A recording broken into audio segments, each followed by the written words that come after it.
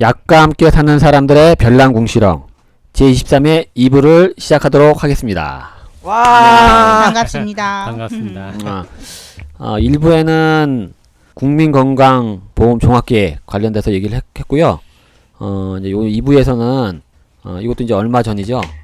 저 이제 헌법재판소에서 낙태죄, 그 낙태를 하게 되면은 그러니까 특별한 이유 없이 모자보건법, 그다음에 뭐 형법 여러 가지 있는데 거기에 특별한 이유 없이 낙태를 할 경우에는 의사에게는 뭐 몇 년의 징역, 그다음에 당사자에게는 또 뭐 징역 및 뭐 벌금 이런 것들이 있었는데 이런 부분들이 어떤 여성의 어떤 자기 결정권을 침해한다라는 이유로 7대2, 그러니까 정확하게는 헌법 불합치 4명, 단순위원 3명, 합헌 2명 해가지고 7대2, 그러니까 6명이 넘어야 되는데 7대2로 해가지고 헌법 불합치 판정이 났고요.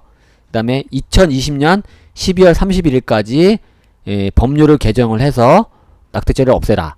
그 다음에 낙태에 관련된 부분들을 정비하라. 라고 나왔는데 이 부분들에 대해서 오늘 얘기를 하겠습니다. 오늘 얘기는 이제 뭐 낙태에 관련해서 얘기할 텐데 우리가 이제 용어가 좀 있어요. 그래서 예전에 우리가 한번 또 이걸 보시면은 그 저희가 녹음한 거가 있는데 낙태하면 좀 더 이게 좀 나쁜 뜻의 어떤 용어가 있잖아요. 그래서 낙태라는 용어가 있고 일반 그 의원이나 의료적 용어로는 임신 중절이라고 얘기를 하고요. 그다음에 요즘에 이제 많이 사용하는 거는 출산, 그다음에 임신, 그다음에 임신 중지, 이게 하나의 과정이다로 보고 임신 중지라고 많이 사용하고 있습니다. 그래서 오늘 얘기도 임신 중지라는 말을 표현을 많이 할 텐데 중간중간에 임신 중지란과 낙태라는 표현을 섞어서 할 수 있을 것 같은데 이 내용을 듣는 청취자분들께서는 이제 앞으로 용어를 사용할 때 임신 중지로 좀 많이 좀 사용을 하면 어떨까 하는 의미에서 말씀을 드리고요. 이 부분에 대해서 일단 우리 스머프님께서 처음 서두를 좀 말씀을 해주시죠. 저는 근데 이번에 그 폐지된 법안 그 내용을 좀 보고 깜짝 놀랐는데, 아니 지금 2019년에 그러한 법안 그 내용에 보니까 우생학적으로 보니까 뭐 이렇게 낙태가 허용이 되는 경우가 그런 용어들이 쓰이고 있더라고요. 그래서 굉장히 놀랐어요. 우리가 대체 어느 시대에 살고 있는 것인가? 일본에 있는 그 법을 그대로 베껴와서 그 일본 그래서 그렇죠.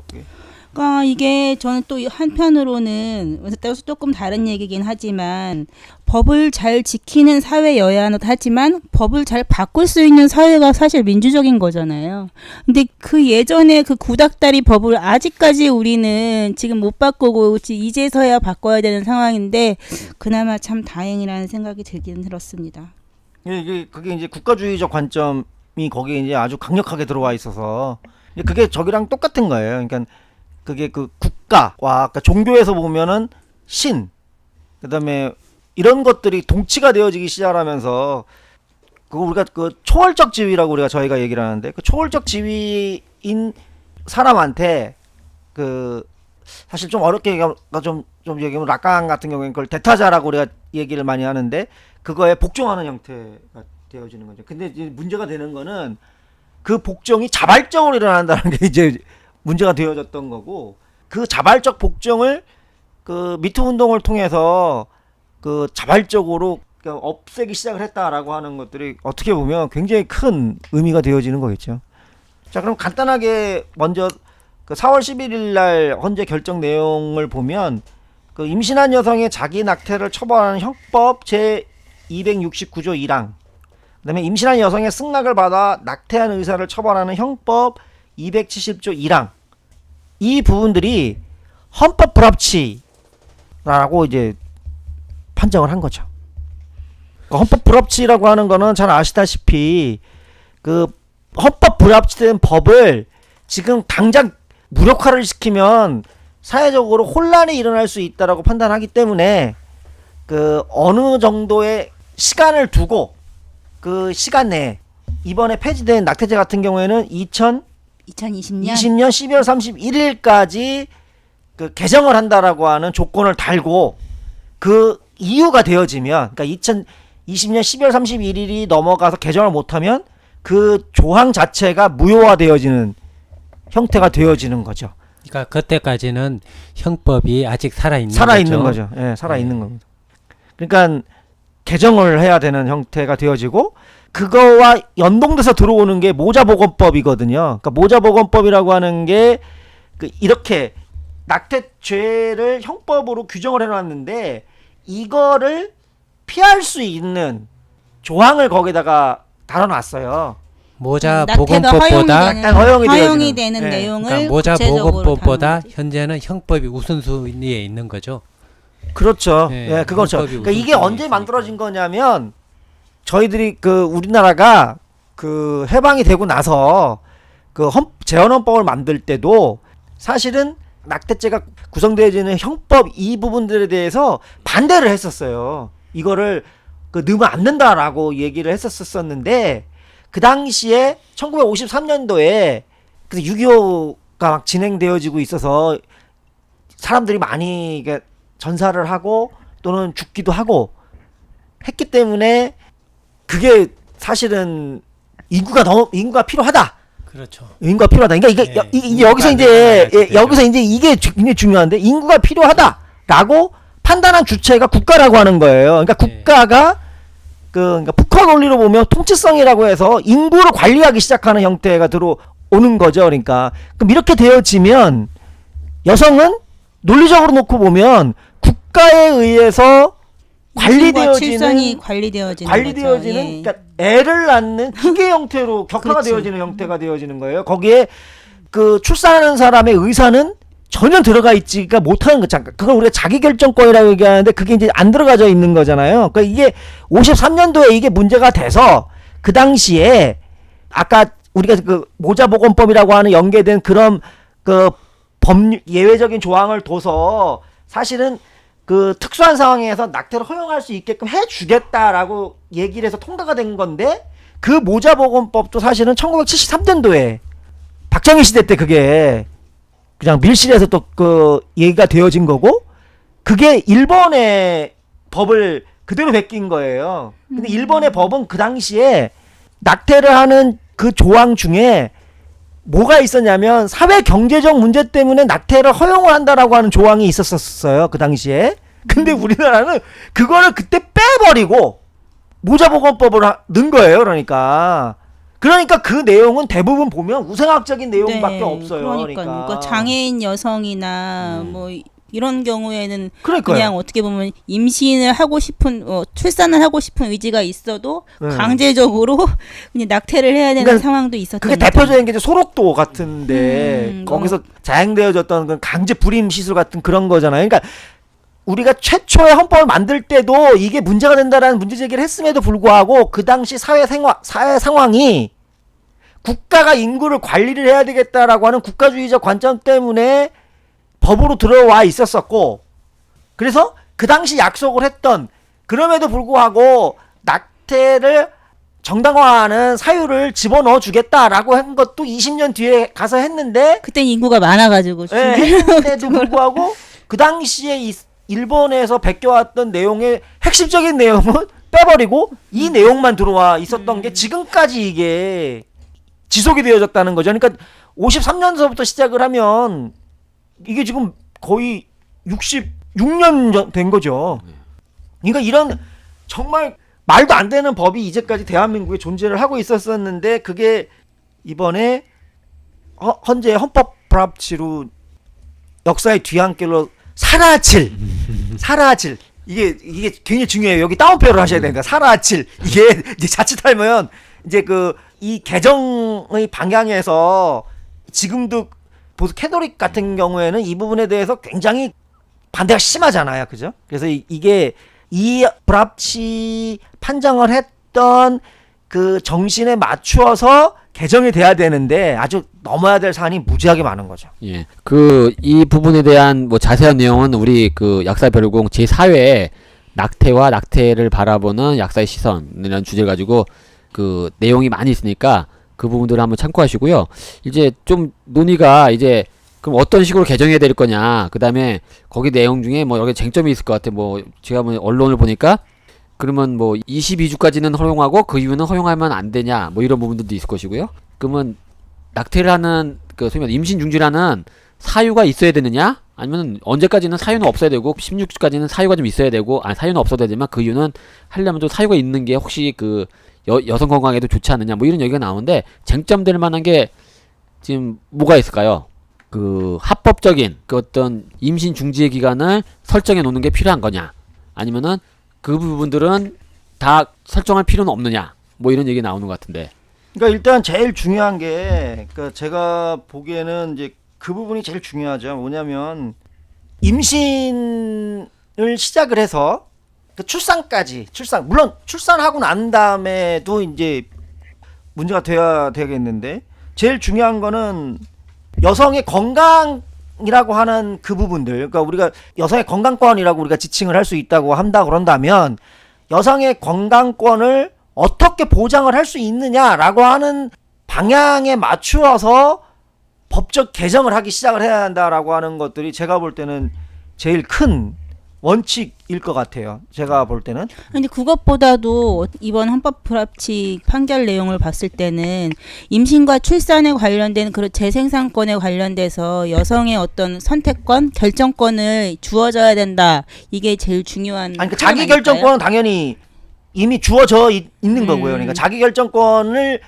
그 결정 가능 기간이라고 해서 물론 그거에 헌법재판관들도 헌법 불합치를 한 네 분하고 단순 위원을 한 세 분하고 좀 차이가 있긴 하죠. 그러니까 헌법 불합치를 했던 네 분은 그 임신 주수라고 해서 22주라고 하는 그 기간을 여성의 자기 결정 기간이라고 놓고 그 이전과 이후를 얘기를 좀 한 거고 단순 위원을 한 세 분은 아예 그 부분들을 그 위헌이라고 얘기를 하신 거거든요. 실제로 놓고 보면. 근데 이제 불합치가 났기 때문에 앞에 얘기를 했던 그 부분들이 굉장히 더 중요했던 부분들이고 헌법 불합치라고 하는 것들은 국가가 법이라고 하는 형태를 통해서 여성의 신체를 규율하는 형태가 사라졌다라고 하는 얘기고 그 얘기는 다시 말하면 지금 김은세 송님 말씀하신 것처럼 자기결정권이라고 하는 부분들을 허용을 하기 시작을 했다는 얘기가 되어지는 거죠.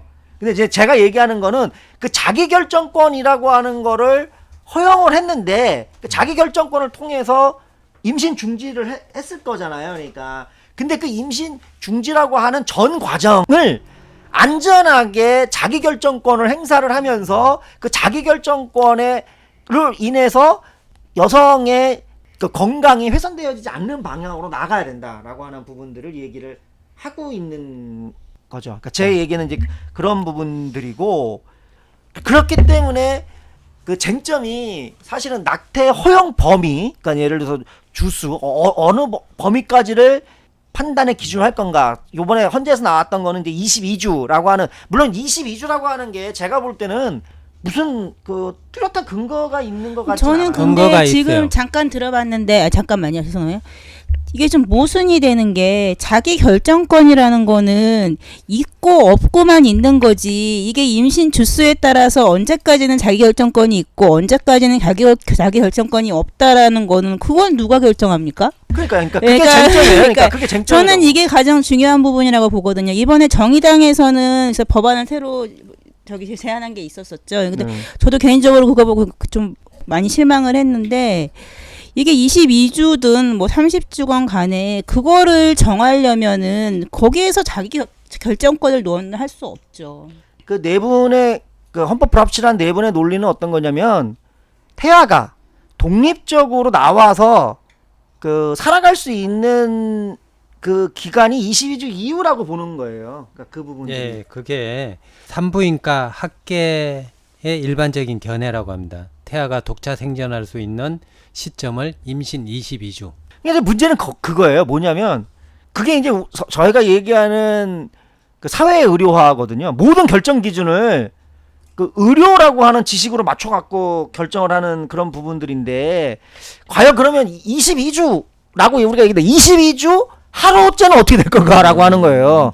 22주 이틀째는 어떤 이게 굉장히 불확실하거든요, 사실은. 그러니까 획일적으로 그 주수 임신 주수를 갖고 얘기할 부분이야. 이거는 지극히 개인에 따라서 선택할 그 상황이 너무나 다 다르기 때문에 이거는 정할 수 없는 부분이라고 저는 생각을 하거든요. 그게 쟁점 방향이 되어지는 거예요. 그러니까 자기 결정권 행사라고 하는 부분들을 어떠한 기준으로 행사를 할 거냐. 근데 어떠한 기준으로 행사를 하든지 간에 어쨌든 간에 중요한 부분들은 규제를 하려고 하는 방향이 아니라 어떤 범위를 결정하든지 간에 우리가 뭐를 보장하기 시작해야 되냐면 가장 안전하게 임신 중지를 할 수 있는 건강권을 보장을 해야 된다. 그렇죠. 건강하게 임신을 하든 그렇죠. 출산을 네, 하든 뭐 출산하고 낙태를 뭐, 하건 네. 간에 그 과정에 있어서의 건강권을 지킬 수 있는 방향으로 논의가 계속 그러니까 진행돼야 이게 되니까. 굉장히 큰 쟁점인 부분이에요. 그러니까 지금 개정 방향에 있어서도 지금 얘기하는 거는 낙태 허용 범위, 임신 중지를 허용할 수 있는 범위를 어떻게 할 거냐라고 하는 이렇게 되어지면, 그러니까 형법 아까 얘기했던 269조, 270조, 271조인가 그 부동의에 의한 그 예, 낙태 시술을 예. 그 부분들까지도 다 그냥 그 장을 다 걷어내야 된다라고 주장을 하는 쪽이 있고, 그러니까 지금 이 헌법 불합치처럼 269조하고 270조에 대한 헌법 불합치를 낸 것도 있고, 또 단순 위헌으로 그거 다 그냥 무효다라고 금방 얘기했던 것좀 얘기할 수도 있고, 그러니까 그 낙태를 허용할 수 있는 범위라고 하는 부분들에 대한 결정 인자가 도대체 얼마나 되느냐라고 하는 부분들도 굉장히 중요한 부분인데, 여기서 어쨌든 간에 확인하고 넘어가야 되는 것들은 의료의 기준이라고 하는 단일한 기준으로만 판단할 수 있는 것은 아닐 거다라고 하는 부분들이 제가 볼 때는 상당히 좀 중요한 부분일 것 같아요. 그러니까 이게 향후에 굉장히 많은 쟁점이 되어질 거예요. 그러니까 여기서 이제 좀 정리를 하는 의미로서 현재 헌법 불합치 판결의 의미 같은 것들을 아까 계속 얘기를 했는데 한번 좀 정리를 한번 해보면, 첫 번째가 그 국가주의적 인구 정책이나 우생학적 사고를 더 이상 사회가 용납을 하지 않는다라고 하는 거. 그게 이제 운동의 형태로 지금 미투 운동이죠. 미투 운동의 형태로, 물론 그 이전에도 굉장히 많은 진행이 되어졌었고, 결정적으로 작년과 올해 미투 운동을 통해서 그 운동을 통해서 변화의 방향이 일어나기 시작을 한 거예요. 그죠? 그리고 그 변화의 방향 때문에 현재는 그 부분들을 수용을 해서 헌법 불합치를 낸 거잖아요. 그렇죠. 그러면 이렇게 국가 정책이라고 하는 이름으로 밀어붙이는 이런 내용들을 그 전복시킬 수 있는 방법은 결국에는 사회에서 이 부분에 대한 부조리, 불합리성이라고 하는 그 여론을 통한 의제화를 시켜내서, 즉 실천적인 운동을 통해서 확보를 할 수밖에 없는 거다라는 거예요. 그러니까 거기에 어떤 합리적인 이론, 합리적인 근거라고 하는 부분들은 그거와 그거에 따라지는 부수적인 부분들이지, 그러니까 그 실천이 그 어떤 이론보다 우위에 서질 수밖에 없다라고 하는 부분들을 저희가 여기서 확인을 해야 되는 부분들이 있고, 그렇게 할 때만이 국가가 그거를 수용을 해서 그게 법에 반영된다는 얘기예요. 그러니까 우리는 항상 그렇잖아요. 이렇게 법 개정 같은 거 하면 공청회 같은 걸 해갖고 누가 더 합리적이냐 막 이걸 갖고 그 근거 싸움을 많이 하는데, 그것도 굉장히 중요한 부분이긴 하지만, 중요한 거는 어떤 식이 되어졌든지 간에 그 실천적 우위라고 하는 부분들, 운동적인 방법으로 사회적 여론화를 시켜내지 못하면 사실은 이런 정책적인 내용들을 변화시키기에는 역부족이다라고 하는 부분들이 되어지겠죠. 그죠? 예, 지금 뭐 스머프님이랑 기윤생 송님께서도 이제 이것처럼 이 과정에서도 가장 중요한 원칙이 여성들의 건강권이 형성되는 속에서의 어떤 그 부분들이 결정되고, 어쨌든 안전하게 그 임신 중지, 그 다음에 출산, 임신의 과정들이 보장이 되어야 된다라고 이제 말씀을 하셨잖아요. 이 부분들 속에서 이제 뭐 아까 것처럼 뭐 임신 주스라든지 뭐 이런 것들이 이제 아마 앞으로 논의가 쭉 될 텐데, 그리고 그 다음에 임신 중지를 해야 될 권리, 그 다음에 이유 부분들도 이제 얘기할 텐데, 아까 이제 건강권이 보장돼야 된다 그런다면은 결국에는 지금 임신 출산 관련돼서는 지금 이제 우리가 건강보험에 적용이 되고, 실질적으로 이제 거기에 대해 관련돼서 그 보장을 받고 있는데, 그럼 이제 임신 중지에 관련된 부분들도 건강보험에서 이 정도 커버해야 되는 거 아니냐라는 의견이 나올 수 있을 것이고요. 그 다음에 현재는 임신 중지를 하는 게 사실은 수술적인 요법밖에 없는데, 이미 많은 다른 나라에서는 수술 요법보다 초기에는, 임신 초기에는 그 약물 요법을 할 경우에는 아무래도 이제 그 수용성이 크잖아요. 그리고 몸에 칼을 안 대니까 그 그리고 좀 안전성도 확보되어 이제 있고요. 그런 부분들이 그 약물 도입 우리 아마 우리 사회 때도 얘기를 좀 했었는데 대표적으로 미프진 관련된 약 부분들에 대한 것들도 있을 것이고요. 그러니까 이제 또, 그건 이제 좀 이게 계속 연결되는 얘기인데 네. 그거는 조금 좀 이따가 이따 할까요? 하고 네. 일단 첫 번째 제가 아까 얘기했던 것들이 이제 그 국가주의적 인구 정책이나 우생학적 그 사고 같은 것들이 이제 더 이상 그 법에 그 존재를 하지 않게 해야 된다라고 하는 부분들이 하나 있는 거고, 두 번째가 이게 이제 규율 권력 같은 건데, 그러니까 생명의 가치를 평가하고 그 개인들의 성을 규율하고 가족들에게 통제해 오는 이런 이 통제 장치가 하나가 무력화되어진 거죠.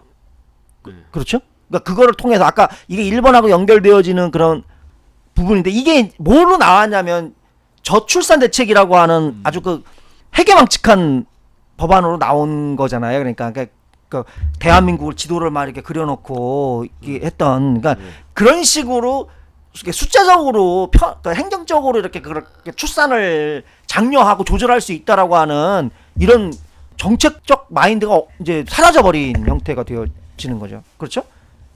그렇다고 해가지고 임신 중지를 할 수 있는 권리를 얻음으로 인해서 모든 문제가 다 해결되는 것이냐?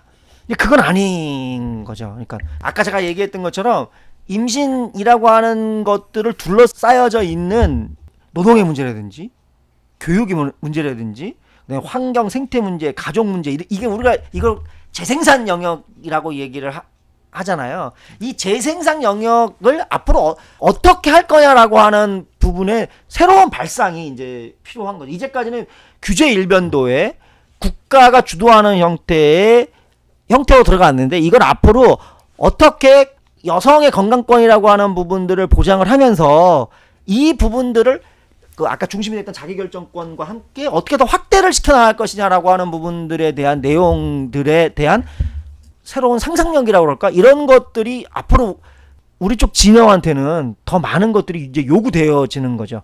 그러니까 그런 것들을 내놓아야지만이 그런 부분들이 사회적 의제화를 시키는 운동을 통해서 그 영역이 확대되어지는 갈 거다. 그렇기 때문에 이번에 헌재의 헌법 불합치 판정은 결과가 아니겠죠. 당연히 출발일 수밖에 없는 거다라고 평가를 할 수밖에 없고, 그게 이제 하나의 의미가 되어지는 거죠. 그러니까 이후에 새로 이제 바뀌어야 될 법안이 만약에 바뀔 법안 같은 경우가 뭐 임신 9주에서 10주까지는 뭐 낙태가 뭐 허용할 수 있고, 몇 주부터 몇 주까지는 어떤 이유에서는 허용이 되고, 또 몇 주부터 몇 주까지는 이렇게 허용이 돼, 이런 식으로 법안이 개정이 돼 버린다면 사실상 지금과 어떤 차이가 있는가 이런 생각을 그런 식으로 해볼 필요가 있는 법안은 거예요. 그런 식으로 개정될 수밖에 없지 않나요? 왜냐하면은 임신 기간이라고 하는 게 40주, 280일이죠, 일반적으로. 그러니까 옛날에 보면은 10달 만에 태어났다고 하죠. 10달이면 40주. 그러니까 그때는 음력을 기준으로 했기 때문에 4주를 한 달로 일반적으로 치거든요. 그러면은 옛날에 보면은 7삭동이, 8삭동이 이런 부분들이 있었잖아요. 생명권이라고 하는 부분들은 7달, 8달 해도 충분히 자기 그 생명권을 유지할 수 있는 권한이 되니까 그 부분들 인정해야지 된다고 생각합니다. 그리고 그러니까 그 지금은 부분들은 의료 기술이 발달됐기 때문에 7삭동이 28주가 아니라 22주 뭐 이 정도는 생명권을 인정해 주는 그런 사회적인 분위기가 있어야지 되지 않나 생각돼요. 그리고 임신을 하면은 임신을 하는 기간이 4주죠. 4주가 돼야만이 임신이 됐나 안 됐나 알 수가 있는 거죠. 그리고 만약에 자기의 여성의 건강권이라든지 뭐 노동권이라든지 이런 게 저촉이 되면은 그 이후 4주 이후부터 알 수 있기 때문에 임신 초기 12주 안에 여성이 자기가 결정할 수 있는 이런 충분한 시간이 된다고 그게 봐요. 보통 많이 말씀을 하시는데, 보통의 일반적인 정상이라는 말은 그렇긴 하지, 일반적인 상황의 여성들은 당연히 그런 시기에 12주, 15주 이내에 다 낙태를 할 사람은 하죠. 근데 20주 이후에 못하는 그런 사람들을 누구인가를 살펴보면 거의 취약계층의 경우가 많다는 게 문제인 거예요. 이제 어린 아이들이거나 이제 뭐 장애인들이거나 그런 거에 대한 어떤 장책을 마련할 수 있는 그런 구조에 놓여 있지 않은 이런 사람들이 그런 20주 넘게까지 이제 임신이 되어 있는 상황인 경우가 많기 때문에 또 그런 사람들이 또 어떻게 낙태를 하려고 어떤 이런저런 방법을 찾다가 건강상의 어떤 큰 문제를 병을 얻고 사고가 나고 그런 경우가 발생을 하는 거잖아요. 예, 그런 부분들은 의료기관에 가가지고 전문의와 상담을 해서 하게 되면 되는 거죠. 그러니까 그게 이제 지금 우리 사실은 이제 이 부분에 대한 우리가 좀 더 많은 논의를 통해서 더 얘기를 해야 될 부분이긴 한데 지금 이제 주경쌤 얘기의 핵심적인 부분들이 그 방향성이 사실은 그게 아까 제가 얘기했던 결정 구조로서 의료화를 얘기를 하고 있는 거거든요. 지금 그 예를 들어서 이 부분들이 주요한 하나 단일한 결정 구조로 가서는 안 된다라고 하는 부분들이 이번 헌재 판결의 그 방향이라고 제가 생각을 하는 거예요. 예를 들어서 지금 그 아까 면책상 그러니까 낙태 허용 범위라고 하는 게 모자보건법 14조에 들어가 있거든요. 지금 네네네. 현재 모자보건법 맞아요. 14조. 이 모자보건법 14조의 낙태 허용 범위라고 하는 부분들이 개정이 돼야 될 거예요. 아마 형법이 전바닥 그 개정을 네, 하게 당연히 되면. 개정돼야죠. 근데 여기에 지금 일본에서도 있었던 사회 경제적인 요인이라고 하는 부분들이 이제 가는 쪽으로 개정되어진다라고 얘기를 했을 때조차도 사실 사회 경제적인 요인 때문에 낙태를 할 수도 있다라고 하는 거잖아요. 그게 22주가 됐던 뭐 20주가 넘어갔던. 근데 이게 한쪽으로 생각을 해보면 그건 또 무슨 이데올로기를 작동시키냐면 그 임신한 그 사람이 책임을 질 수도 없는데 왜 그런 것들을 책임지지 못할 일을 하고 그때 가서 그 임신 중지를 하느냐라고 하는 하나의 그 낙인 효과가 또 발생을 할 수도 있을 수도 있어요. 그러니까 우리가 이 모자보건법 낙태 허용 범위도 지금 아까 얘기했던 헌법 불합치의 내용을 놓고 보면 이거를 어떻게 개정할 거냐라고 하는 얘기를 만약에 하게 됐을 때 몇 개의 문항이 더 들어가고 몇 개의 문항이 이런 형태의 싸움이 진행이 되어지면 그걸로 통한 또 다른 형태의 문제점도 돌출이 되어질 수 있다는 거예요. 그거를 충분히 좀 고민을 해야 된다는 거고 그렇기 때문에 사실은 그 단순히 이원 얘기를 했던 그러니까 22주가 됐던 뭐 22주 이후가 됐든지 간에 자기결정권을 통해서 그 임신 중지를 하겠다고 했을 때 그 자기결정권이라고 하는 내용을 통해서 그 임신 중지를 당연히 허용을 해야 된다라고 하는 그런 거죠. 그게 단순 위헌을 판정한 이유고 그런데 22주가 되면 의학적으로 놓고 보면 산모가 위험할 수도 있을 수도 있잖아요. 그랬을 때 그 의료기관에서 충분하게 그 부분에 대한 그 상담 이거는 이제 그 가치 중립적 상담이라고 얘기를 하던데 어쨌든 간에 그 상담을 통해서 또 그 부분들을 임신한 여성과 충분한 상호 협의 그렇죠. 의사뿐만이 아니라 뭐 출산을 하게 될 경우 뭐 관계된 사회적인 사람들. 지원 그렇죠. 방법이나 뭐 네. 어쨌든 여러 가지 방안을 같이 그 사람한테 정보를 다 제공을 하고 최종적인 선택은 그 사람 그 임신한 여성이 네, 하는 거잖아요. 그렇게 하는 쪽으로 법이 개정되어진다고 얘기를 했을 때는 낙태 허용 범위라고 하는 부분들도 사실은 다 드러낼 수도 있는 거죠. 그러니까 모자보건법 14조도 사실은 다 드러낼 수 있는 부분들이 있고 아까 제가 얘기했던 노동의 문제라든지 우리가 사실 그 왜 그분들이 자기의 이 고귀한 생명을 임신 중지를 하겠어요. 그거는 그 산모의 건강 뭐 이런 것들은 이제 제해놓고 출산하는 그 과정 속에서 임신하는 동안 내가 그 노동 문제가 해결이 안 돼서 그렇잖아요. 그러니까 사회적으로 아이를 낳아서 키울 수 없는 그렇죠. 환경이니까 네. 보통은 그다음에 그렇게 결정을 난 하죠. 다음에도 양육을 할 수가 없기 때문에 그런 거잖아요. 그러니까 이 부분들은 22주냐 뭐 24주냐 이게 문제가 되어지는 건 아니잖아요. 그러니까 사실은 정말 낳고 싶은데도 불구하고 내가 정말 잘 키울 수 없다라고 하는 판단이 들어가면 이게 임신 중지를 할 수밖에 없는 요인이 되어지는 거거든요. 그러면 그 임신 중지의 원인을 누가 제공을 한 거예요? 사회가 제공을 한 거죠. 사실은 이 개인이 내가 나의 규칙 사유로 들어오는 건 아니잖아요. 실제 놓고 보면. 근데 그러면 지금 현재는 개인한테 개인의 문제가 규칙 되는 거죠. 문제로 그게 만들고 있죠. 임신 이 모자보호법 14조에 허용 범위라고 하는 부분들을 정해 놓은 거고 그 범위 내에서 내가 그걸 맞춰야 되는 거잖아요. 그러니까 이 부분의 문제를 어떻게 해결할 거냐. 그러니까 이 부분의 문제가 그러니까 계속 제가 얘기했던 것처럼 그 논의 쟁점의 범위가 언제까지 허용하고 언제까지 허용하지 않을 거냐 이런 식의 쟁점으로 가가지고는 곤란하다는 거예요. 왜냐하면 그거와 관계되어지는 그 요소들이 그 위에 환경에 너무 많기 때문에 그래요. 그렇기 때문에 임신한 여성들의 노동권을 어떻게 보장을 할 거냐. 노동권 보장이라고 하는 게 결국은 건강권하고도 연결되어져 있는 거고 출산하고 난 다음에 양육과 교육이라고 하는 부분들을 어떻게 할 거냐라고 하는 이 부분들도 같이 논의가 되어져야 되는 거죠. 그래야지만이 그런 요소들을 고려를 해서 거기에 이제 하나의 요소로서 의학적인 부분들이 판단이 되어져서 이 사람이 자기 결정권을 온전하게 결정할 수 있다는 거예요. 만약에 그게 안 되면 자기 결정권은 있지만 사실 자기가 결정할 수가 없는 딜레마에 빠져버리는 거죠.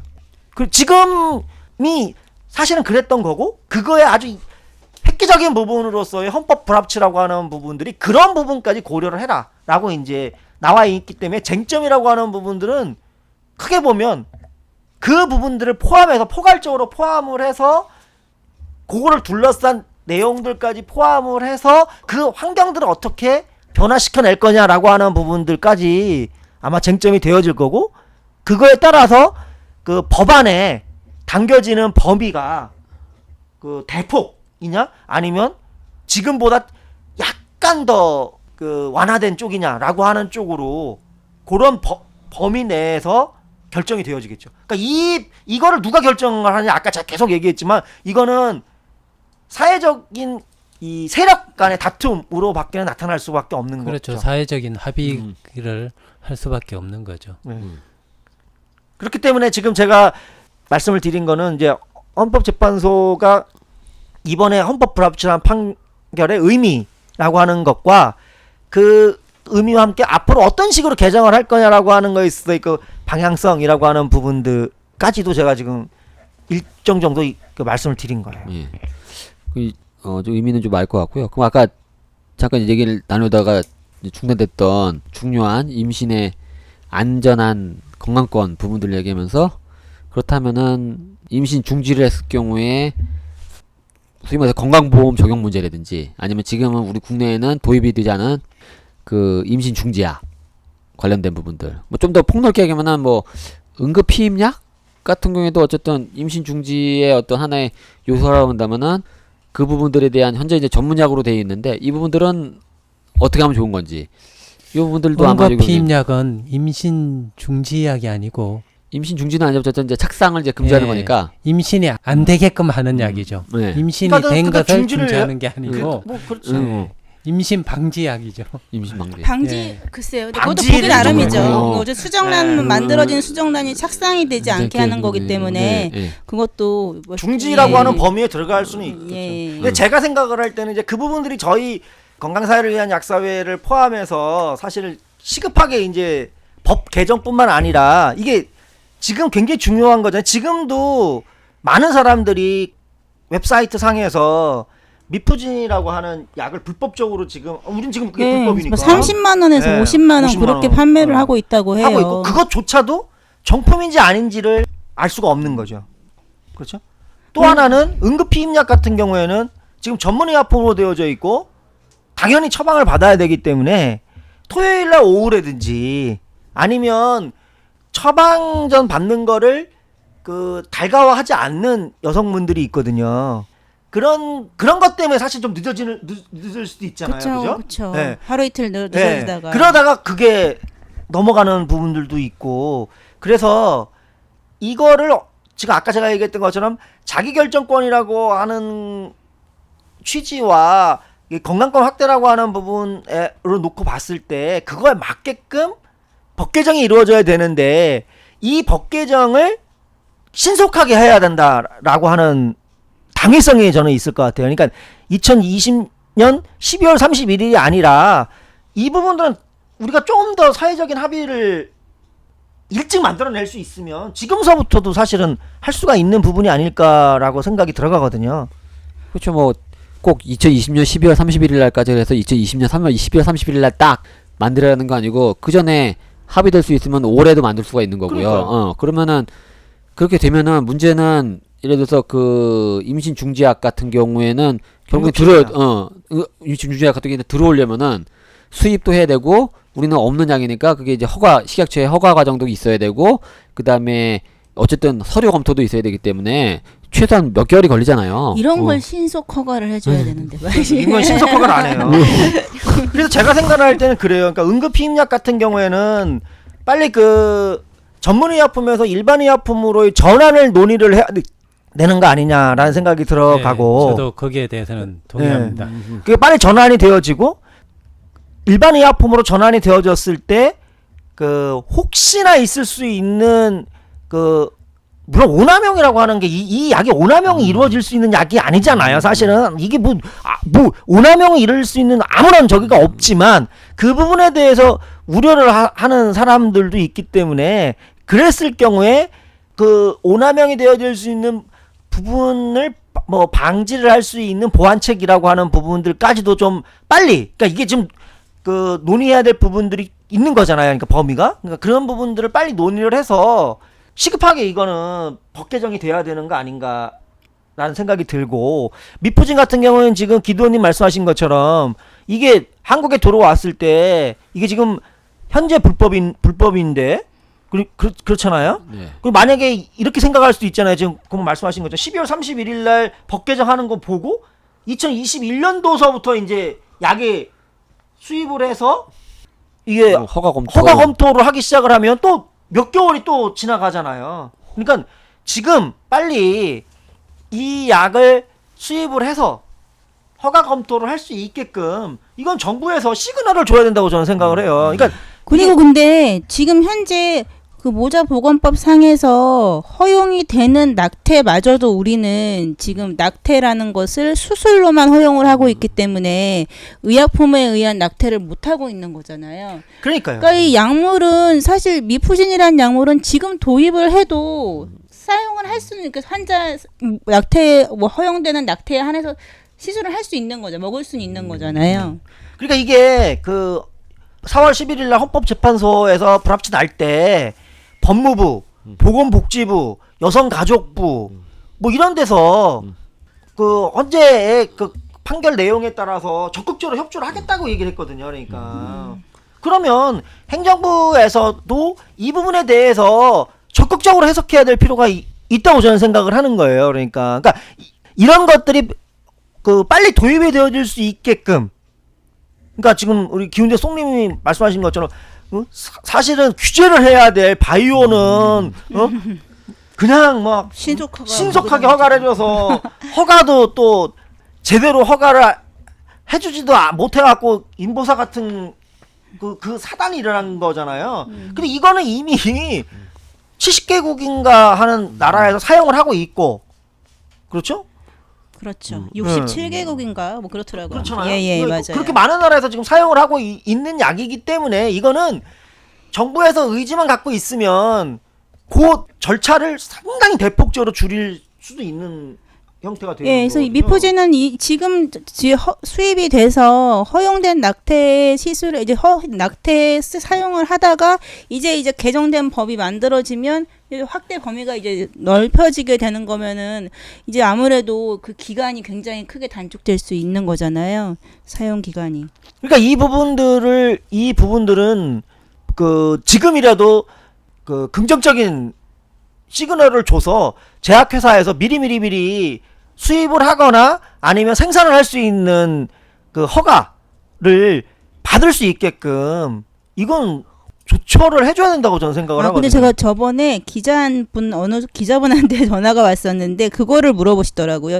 미프진이 전문의약품으로 도입이 되기를 뭐 우리 단체 제가 속해 있는 단체에서 일반의약품이나 전문의약품 분류가 되어야 된다면 어느 쪽으로 분류가 되어야 되는지를 물어보더라고요. 그래서 근데 당연히 미프진 같은 약물은 의사의 관리가 필요한 약물이거든요. 그러니까 이거 전문의약품으로 허가가 돼야 되는 거는 당연한 거인 것 같아요. 전문의약품으로 되고 또한 건강보험이 적용이 되어지는 형태가 돼야 되겠죠. 왜냐하면 대부분 임신 중지를 하시는 분들이 아까 김은세 송님도 말씀하셨지만 사회적으로 경제적으로 어렵기 때문에 사실은 임신 중지를 하는 경우가 많잖아요. 그러니까 그런 거를 놓고 보면 건강보험을 통해서 보장성을 그 확대를 시켜주는 것들이 당연한 형태가 되어지기 때문에 그리고 지금 건강보험도 돼야 현재 되겠죠. 임신과 출산, 그러니까 임신과 출산 같은 경우에는 보험이 다 적용이 되잖아요.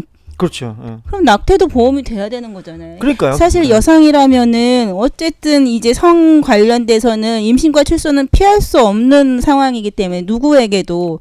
근데 지금 낙태 같은 경우에는 뭐 아이를 출산을 하지 않으니 보험 적용을 안 해주겠다라는 거는 만약에 보험 적용이 안 된다면은 미프진이라는 약물이 또 금액이 엄청나게 왕창 되겠죠. 뭐 50만 원, 30만 원 이렇게 돼 버리면은 역시나 그런 뭐 취약계층의 그런 사람들 같은 경우에는 그걸 먹지 못해서 또 마찬가지의 그런 어떤 사고들이 발생을 할 수 있는 거기 때문에 이거는 그런 거를 어떻게 보면 우리 뉴스 많이 나오잖아요. 뭐 어떤 뭐 무슨 화장실이나 이런 데서 뭐 어떤 뭐 중학생 뭐 어린 여자아이들이 아이를 출산하고 뭐 어떻게 되고 이런 사고들을 수시로 계속 보이는 건데 이게 너무 이런 뉴스를 안 보기 위해서라도 이거는 보험 적용을 해야 되지 않느냐. 저의 개인적인 생각은 그렇습니다. 예, 미퍼진 미페프렉스라고 알려졌네요. 미페프로스트. 네, 그게 왜 미페프렉스. 나라에 따라 그 근데 이게 이름은 좀 보니까 달라요. 성공률이 90에서 98%로 높다고 하네요. 그런데 임신 8주 이후에 보면은 산모 사망의 상대적 위험도가 보면은 2주마다 2배씩 올라간대요. 그러니까 8주 이후에는 산모에 대한 상대적 위험도라고 하는데 뭐 어떤 개념인지는 제가 자세히 상대적 모르겠는데 위험도라고 하는 게 있어요. 그러니까 네. 사용했을 때하고 사용하지 않았을 때하고 어쨌든 비율을 하는 거예요. 네. 2주마다 2배씩 위험도가 올라간다고 하네요. 그러니까 임신이 확인되면은 그 약물요법으로 빨리 처치를 하는 게 좋고, 그리고 약물요법으로 하는 게 수술하는 요법보다는 산모 건강에 대해서 여성 건강에 대해서 훨씬 더 안전하니까 빨리 이런 약물이 그러니까 국내에 도입하는 게 가장 네, 바람직하고요. 그런 거고 그 부분들이 이제 지금 저희는 그 제도적인 측면을 얘기했지만 사실 저거를 누가 하냐면 산부인과 의사들이 하지 않겠어요. 근데 인의협이란 단체에서 얘기를 할 때 지금 이런 것들을 시술을 하거나 이거에 대해서 아까 얘기했던 가치 중립적인 상담 이런 것들 할 수 있는 의사들의 그 수련도가 사실 상당히 낮다라고 하는 얘기를 하고 있거든요. 그러니까 즉 그런 인프라 같은 것들도 지금 빨리 준비를 해서 그런 제도와 함께 시행되어질 때 그 문제 없이 이게 시행이 되어질 수 있게끔 만들어줘야 되는 거거든요. 그러니까 이게 굉장히 그 법만 하나 바꾼다고 달랑 뭐가 바뀌어지는 거는 아닌 거예요. 그러니까 전체적으로 놓고 봤을 때 그 종합적으로 바뀌어져야 되는 부분들이 너무 많기 때문에 사실은 굉장히 그 빠른 속도로 이 부분에 대해서 논의를 전개를 하고 시작을 해야 된다라고 이제 생각이 들어가는 거고, 그 중에도 그 지금도 불법이라는 딱지로 계속 얘기하지만 그것도 상당히 고가로 정품도 아닌 것들을 계속 이 수입하고 있는 이런 현실을 하루빨리 개선해야 된다라고 얘기를 하는 거죠. 그러니까 이런 미페진이 임신 초기 같은 경우에는 사용해도 되는데 중기 정도 되면은 산모의 위험도가 높아지기 때문에 사용 안 하는 게 좋겠죠. 그거는 이제 중기라고 하면은 13주에서 24주. 그게 아까 이제 22주 그게 나오는 건데 예. 이제 그 부분들은 아까 제가 얘기했던 것처럼 의사와 꼭 의사만 판단할 수는 없고요. 예. 그러니까 그 산모와 그 산모에 관계되어진 사람들이 너무 많잖아요. 그러니까 그런 부분 그 분들이 서로 잘 판단을 해서 그 결정을 거기서 해야 된다는 거예요. 법에서 하지 말고. 그래서 거기서 결정을 하면 그 결정 방향에 따라서 해주면 되는 거거든요. 그러니까 그 부분들이 아까 제가 계속 얘기를 했던 아까 전반부에 얘기했던 그 뭐 22주라든지 자꾸 그거를 의학적 견지 뭐 이런 식의 단일한 결정 요인을 갖고 판단해서는 안 된다. 그건 계속 지금과 마찬가지로 법이라고 하는 굴레로 계속 그걸 묶어놓으려고 하는 거기 때문에 그런 그 패러다임에서 이제 벗어나야 된다라고 하는 거죠. 그러니까 이제 그게 도입이 되고 미프진이 도입이 되고 그다음에 이걸 하면은 어쨌든 그런 미프진에 관련된 이미 그거를 연구를 하고 그다음에 이것들에 대해서 도입을 하라고 하는 의사들도 몇몇 있으니까 이걸 기준으로 해서 산부인과 학회라든지 아니면은 기준에서 가이드라인이 나오지 않겠어요? 그래서 최소한 뭐 12주나 뭐 8주 이내에는 일단 미프진 사용을 일차적으로 선택한 권한다. 그다음에 이쪽 부분에서는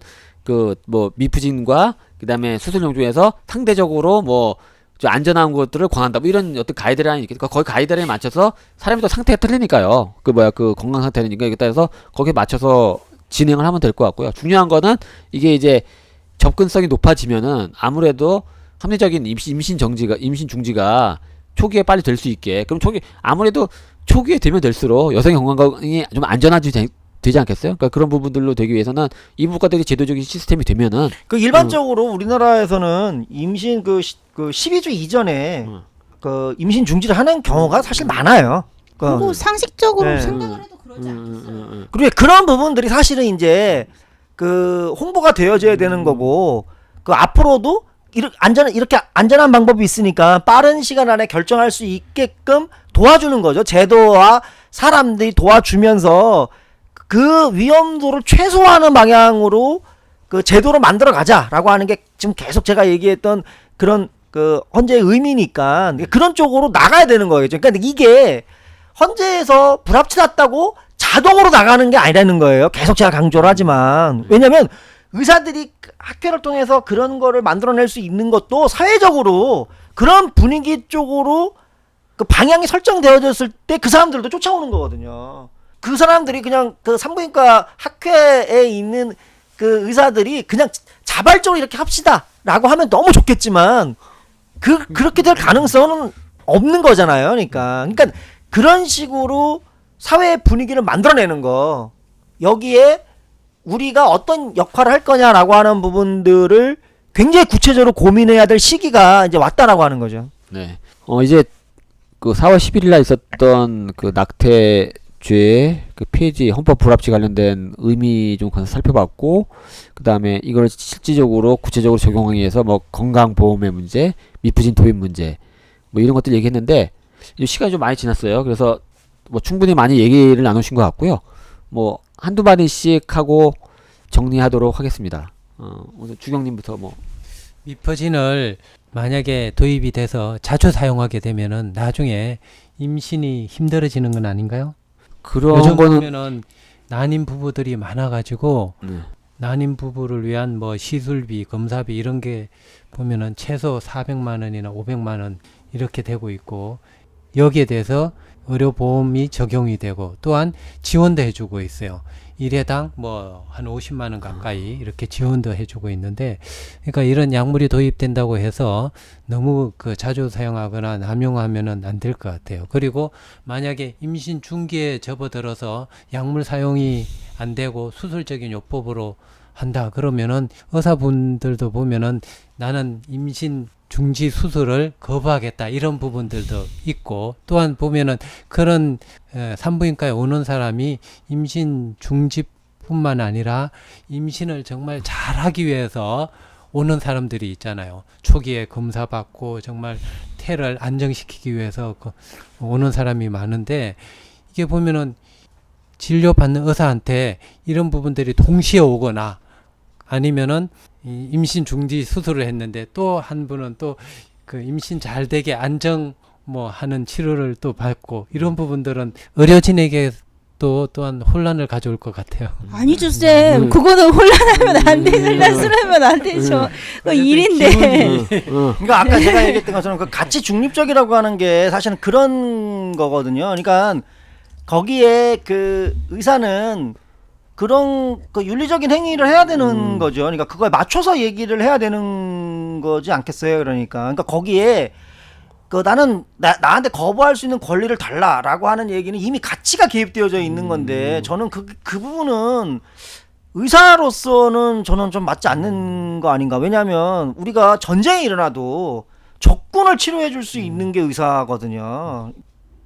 환자분이 원하는 방향이 무엇인지라고 하는 그 내용들 중에서 그게 그 원하는 방향이 그 현저하게 그 환자의 그 건강에 위해가 있을 수 있다라고 하는 측면을 고려를 해서 얘기를 하거나 그거를 판단해 줘야 되는 거지. 거기에 그 사람이 다 결정한 내용을 내가 나는 내가 결정할 수 있으니까 그러면 그 사람 의사하면 안 되죠. 그러니까 그렇지 않겠어요? 그러니까 약국에서도 만약에 응급피임약을 그렇게 주기로 했는데 나는 그렇게 하면 안 된다고 생각을 해서 응급피임약 판매를 거부한다라고 하는 거는 그건 사실은 제가 볼 때는 월권행위, 이건 약사로서의 임무를 방기하는 거라고 생각을 하는 거예요. 그래서 아까 얘기했던 그런 교육들, 지금 이게 정말 중요하거든요. 이런 교육이니까 그 부분에 있어서 그 나의 가치와 지금 내가 상대하고 있는 그 사람한테 이익이 되어지느냐라고 하는 부분들에 대한 판단이라고 하는 부분들을 나눠서 해야 되는 거죠. 거기에 나의 가치를 개입을 시켜서 나는 이런 가치를 갖고 있으니까 나는 너한테 그렇게 하면 안 돼. 이렇게 얘기를 하면은 저는 그거는 의사나 약사로서 국가가 준 면허의 범위를 전 넘어간다고 생각을 하는 사람이에요. 그러니까 그런 부분에 있어서 교육이 저는 굉장히 많이 필요하다고 생각해요. 의사나 약사나. 근데 예전에도 근데 지금 말씀하신 걸 보니까 기억이 나는데 제 약사분들이랑 같이 제 약사님 얘기를 많이 해보면 이렇게 어린 아이 그러니까 20살이 안 돼 보이는데 이제 뭐 응급피임약 노래보 같은 걸 처방을 받아오면은 훈계를 한다는 거예요. 그러면서 이제 뭐 훈계를 하고 뭐 이러면 되겠니 어쩌겠니 사실 그러면 안 되거든요. 처방 받아 왔으면 그 약을 환자에게 주고 이 약에 대한 설명이나 복역 상담을 해주면 되는 거지. 거기에 왜 자기 가치관이 투영이 돼가지고 환자한테 먹어야 되는지 말아야 되는지 너 왜 이렇게 행동을 하는지 이런 얘기는 그 자리에서 할 얘기가 아닌 거죠. 그러니까 이런 부분에 대한 것도 그게 미국에서는 부모가 그 18세 이상, 16세 이상인가 서부터 부모가 그 자녀가 산부인과 가는 부분에 대한 내용에 대한 개입을 하려고 하잖아요. 그거 처벌받아요. 그거는 부모도 개입할 수가 없는 부분이거든요. 그러니까 후계를 한다라고 하는 거는 이거는 물론 그 선생님은 그게 그러니까 이게 그 왜 교육이 필요한가라고 하는 부분을 단적으로 지금 김은선 송님이 말씀을 해 주시고 계시는 거거든요. 맞아요. 그게. 교육이 아주 많이 필요한 이거 굉장히 많은 교육이 필요한 거예요. 이런 것들을 어떻게 판단을 해야 되고 우리가 그런 상황에서 어떻게 하는 것들이 약사로서의 윤리를 행하는 것인가라고 하는 부분에 대한 교육이 의사나 약사나 공이 필요한 거지. 나는 보수적이니까 나는 진보적이니까 이거 거기에 개입되어지는 부분들이 전혀 아니거든요. 지금 이 부분들은 그렇잖아. 이게 층위가 다른 부분이기 때문에 그래서 물론 그 선거를 할 때 누구를 찍느냐 이거는 뭐 그거는 당연히 할 수 있지, 그거야. 그거야 그때 가치가 개입이 되는 거지. 이렇게 그 환자의 건강 문제에 대해서는 가치를 개입을 시키면 안 되는 거죠. 그러니까 일부 의사들이 전 이제 임신 중 낙태 시술 안 하겠다고 그거 뉴스 나왔었잖아요. 허용이 된다 하더라도 이것도 굉장한 월권 행위라고 볼 수 있는 거죠. 그렇죠. 그거는 그렇게 판단을 하면 안 말아야지. 되죠. 그렇죠. 그러니까 그럼 일종의 그건 이제 진료 거부행위가 되는 거죠. 거부행위가 되는 거죠. 우리가 사실은. 진료 거부와 그다음에 그 조제 거부를 하면 안 되게 되어져 있잖아요. 법상으로. 예. 특별한 이유가 없어서는. 그 특별한 이유라는 게 자기의 가치관. 이건 아니죠. 이건 아닌 거죠. 예. 여기 뭐 또 다른 얘기는 없습니까? 예. 예. 뭐 얘기와 더불어서 진료 거부를 하면 안 된다는 그다음에 이 조제 거부도 안 되고. 이게 가치 중립적으로 좀 접근해야 되는 거지. 여기에 그 자기의 가치를 부여하면 안 된다는 얘기까지 우리 한것 같고요. 오늘 많은 얘기 나온 것 같습니다. 오늘 그 이제 앞으로 우리가 이제 용어를 선택하면서도 이제 좀 갑자기 이제 쉽지는 않겠지만 임신 중지라는 말을 많이 사용하는 형태로 나왔으면 좋겠고 이 부분들의 그 것들이 그냥 저절로 이루는 게 아니라 여기에 관심 있고 관련된 단체나 사람들이 계속적으로 노력함에 있어서 여론을 만들어가고 그럴 때 사회가 정말 필요하는 그런 법이 만들어질까 생각되면서요. 오늘 많이 수고하셨고요. 다음에는 또 다른 주제를 가지고 우리가 또 많은 이야기를 나누는 시간이 되도록 하겠습니다. 오늘 수고하셨고 남은 기간 동안 또 즐거운 생활하시기 바랍니다. 네. 감사합니다. 네. 감사합니다. 쿠바 잘 다녀오세요. 네.